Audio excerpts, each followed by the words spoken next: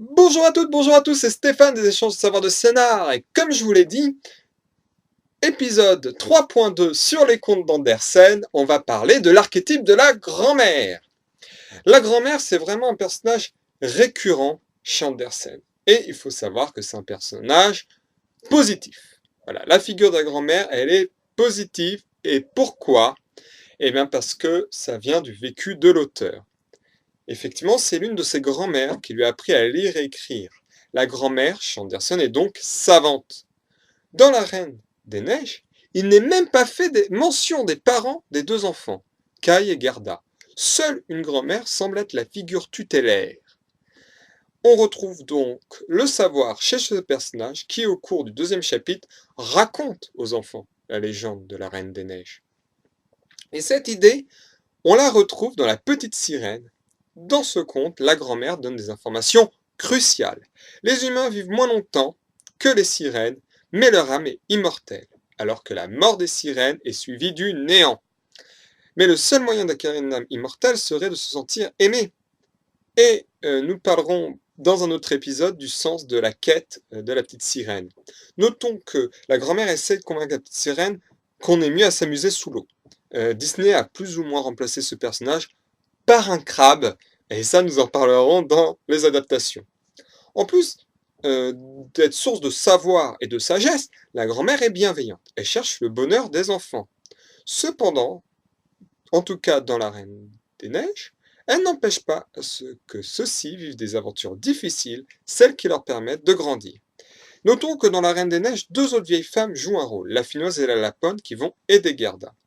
La Lapone écrit un message à la Finnoise, qui selon ses dires en sait plus qu'elle sur le palais de la Reine des Neiges. La Finnoise explique comment libérer Kai en le libérant de l'éclat du miroir de Satan, coincé dans son cœur, et nous allons y revenir plus loin ou dans un autre épisode. Donc, les filles essayent d'atteindre le niveau de sagesse de la grand-mère. Gerda, elle y parvient. Et la petite sirène est encore plus forte parce qu'elle la surpasse intellectuellement et sentimentalement, ce qui relève de l'exploit.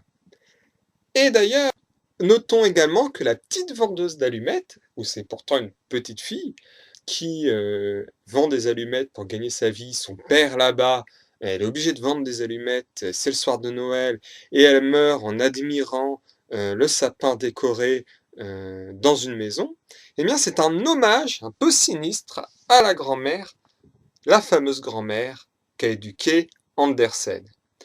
Et cet hommage, et pourquoi? Parce que la grand-mère d'Andersen était pauvre et était obligée de travailler, de vendre des allumettes petites, entre autres choses, pour survivre.